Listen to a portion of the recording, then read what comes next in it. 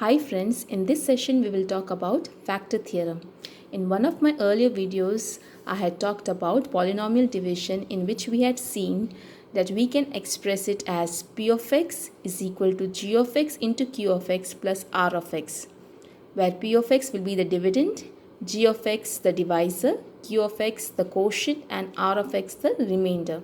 And I had also said that if the remainder portion is 0, that is, if r of x is equal to 0, then p of x will be the product of two polynomials, and in other words, both g of x as well as q of x will be the factors of the dividend polynomial p of x here.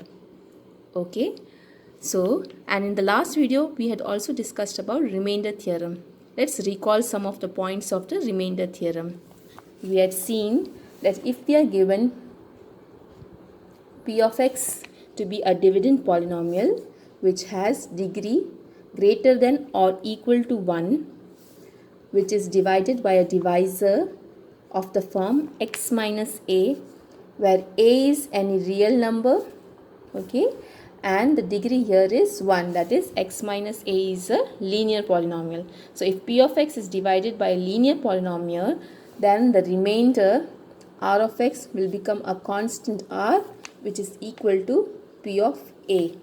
That is, if you substitute the value of a in p of x, you will get some answer which will be your remainder. So this is what we had seen in an earlier video, correct? So we can write this in the form p of x is equal to x minus a into whatever the quotient is q of x plus remainder will be p of a according to the remainder theorem. Okay. Now let's see what the factor theorem states. According to the factor theorem, if p of x is any polynomial of degree 1 or greater than 1 and a belongs to a real number, okay, then if x minus a is a factor of p of x, if p of a equal to 0, that is, if we divide p of x by a divisor x minus a which is a linear divisor, and if we get the remainder, that is p of a equal to 0, then x minus a will be considered as the factor of p of x. Okay, so what we are given, p of a equal to 0. So if p of a equal to 0 here, okay, then what we will get, p of x equal to x minus a into q of x, equal to x minus a into q of x. That is, p of x will be expressed as a product of two polynomials here, x minus a into q of x. So both x minus a as well as q of x will be considered to be the factors of p of x if the remainder p of a is equal to 0. Okay, and the same thing can be expressed in other words, like if x minus a is the factor of p of x, then the remainder p of a has to be 0. Okay, that is, if suppose x minus a is the factor of p of x, then p of x can be expressed as x minus a into some polynomial q of x. Then what will be the p of a? P of a will be a minus a into q of x, that will be 0. Okay. So 2 points we have to remember, that if remainder is equal to 0, then x minus a will be considered as the factor of p of x. And vice versa, if x minus a is to be the factor of p of x, then the remainder has to be 0. That is, p of a has to be 0. Okay. So this is your factor theorem. Now let us take an example. So we have to check whether x plus 2 is a factor of the given polynomial 2x plus 4 or not. So the given polynomial here is 2x plus 4. And we have to check if x plus 2 is a factor or not. Okay. So what is a here? A is actually minus 2. Okay. So if it is a factor, p of a has to be 0. If not, then it won't be a factor. So let's find out what is p of a. So p of a will be 2 into minus 2 plus 4. That will be minus 4 plus 4 will be 0. So here p of a, that is p of minus 2, is equal to 0. Hence x plus 2 is a factor of the given polynomial 2x plus 4. Correct? We proved it by using the factor theorem. Okay, now we just saw that if P of A equal to 0, then x minus a will be considered the factor of P of x, right? Similarly, we can get other values or other forms of a also. If suppose P of minus a, where a or c, d, whatever number, they all belong to the set of real number. Okay, so if P of a equal to 0, then x minus a will be considered as the factor. If P of minus a equal to 0, then x plus a will be considered as the factor. If P of d by c is a rational number, is equal to 0, then cx minus d will be considered as the factor. And P of minus d by c equal to 0, then cx plus d will be considered as the factor. Okay, we'll just check this out using few examples later. Okay, so is this clear? Now in today's class we'll talk about only quadratic polynomial, that is how to factorize quadratic polynomial using factor theorem. So the general form of a quadratic polynomial is ax square plus bx plus c, where a should not be equal to 0, that is the leading coefficient should not be equal to 0. Now there are two cases. Either a can be 1, that is the leading coefficient can be 1, or a can be any number other than 1. Okay, now these two cases will be handled differently, but the logic will be same, and we will be using the factor theorem. Of course, we can factorize quadratic polynomial using various methods such as middle term splitting method, magic cross method, or some people say it as a cross multiplication method, but we will use factor theorem to factorize quadratic polynomial in this particular video. Okay, now the polynomial ax square plus bx plus c, which is a quadratic polynomial of degree 2. Okay, it can be factorized to lower degree polynomials, and as it is degree 2, it can be factorized logically to linear polynomials. So it will be of the form k into x minus a into x minus b. So quadratic polynomials will be factorized to product of two linear polynomials of degree n equal to 1. Okay, and k will be any constant which belongs to the set of real number. Okay, now I have taken an example here, x square plus 5x plus 6. If you see here, the leading coefficient is 1. So p of x given here is x square plus 5x plus 6. Okay, as leading coefficient is 1, we can directly factorize it into factors x minus a into x minus b. Your k will be 1 here. Okay, why? Because if you multiply these binomials x minus a into x minus b, the leading coefficient you will get as 1 only, which is same as p of x, correct? So the value of k has to be logically 1. Okay, is this clear?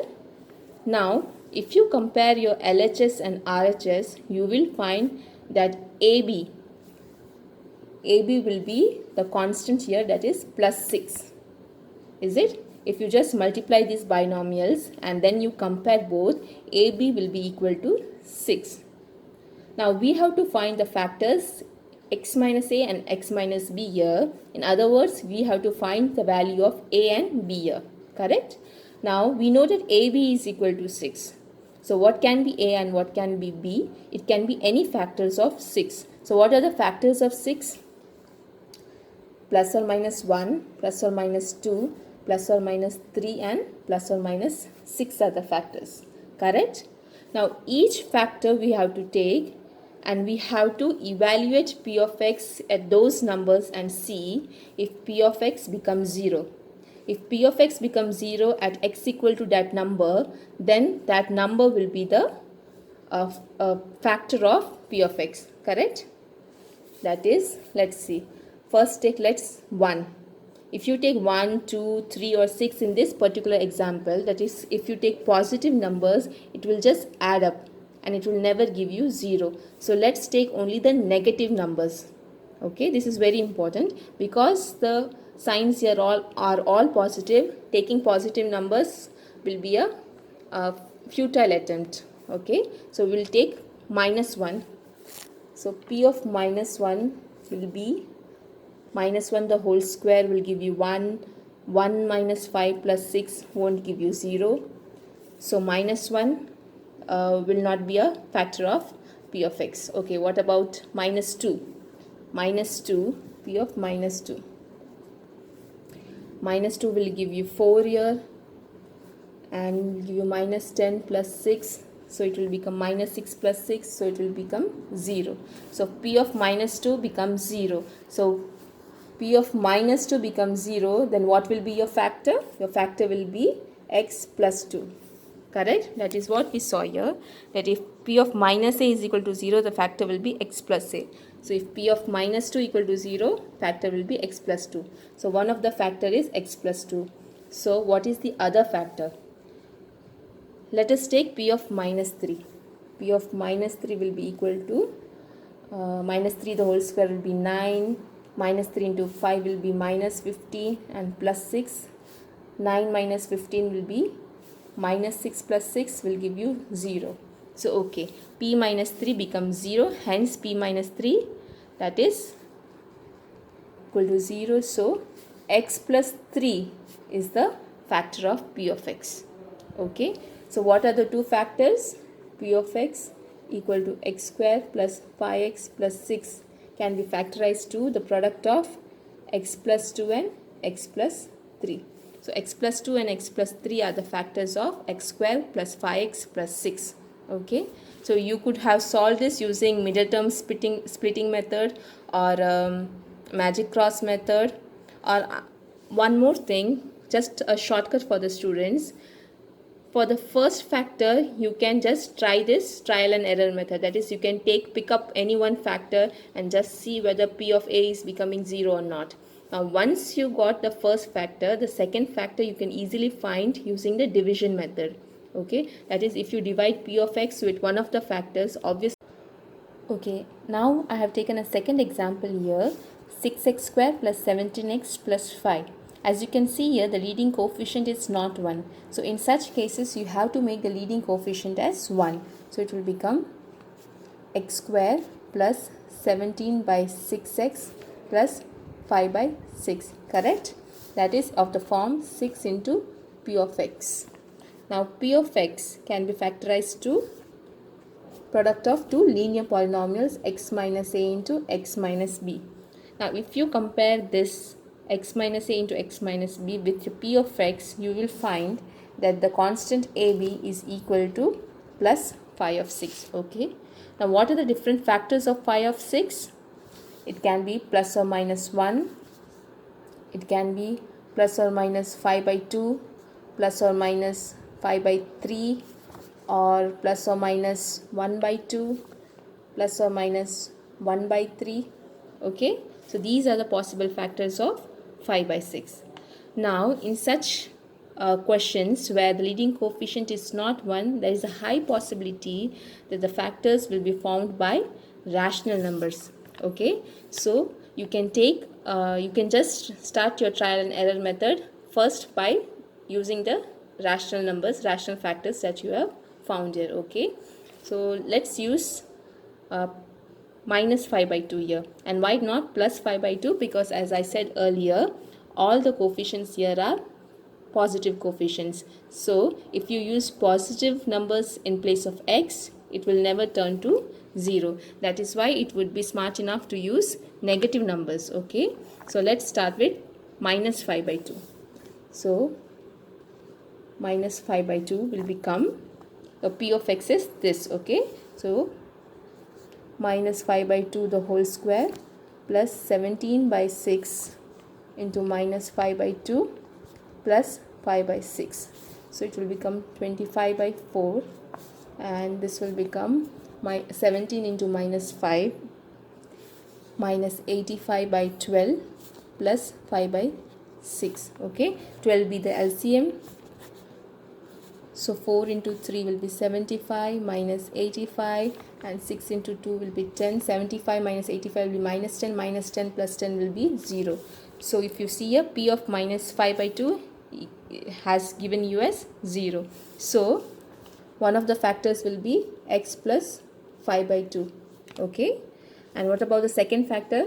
Just you can continue with the trial and error method and you will see that. Let's see what is p of minus 1 by 3 here. Okay, because I know the answer, I'm just quickly doing it, but if you don't know the answer, you have to check one and each and every factor, and then you have to see which one will become 0. Okay, so let's see what about p of minus 1 by 3. So it will be x square plus 17 by 6x plus 5 by 6. So it will be minus 1 by 3 the whole square plus 17 by 6 minus 1 by 3 plus 5 by 6. So this will give you 1 upon 9 minus 17 by 18 plus 5 by 6. 18 being the LCM, you will get 2 minus 7 plus 5 3s are 15, correct? 6 3s are 18, 5 3s are 15. So this is 17 here, 18 is LCM. 2 minus 17 is minus 15 plus 15 will give you 0. So the second factor will be x plus 1 by 3. Okay, so you can express 6x square plus 17x plus 5 as 6 into px. Okay, so px will be found by two factors, x minus a and x minus b. One of the factor is x plus 5 by 2 and the other factor is x plus 1 by 3. So x plus 5 by 2 and x plus 1 by 3. So if you just simplify it, it will be 2x plus 5 and 3x plus 1. So these are the two factors of 6x square plus 17x plus 5. Okay, so in factor theorem you have to just pick each and every factor, and if you have to see whether p of a equal to 0 or not. If p of a equal to 0, that value will be forming the factors of the given p of x. Correct? I hope the session was useful. We will meet in next session with some other topic. Thank you so much.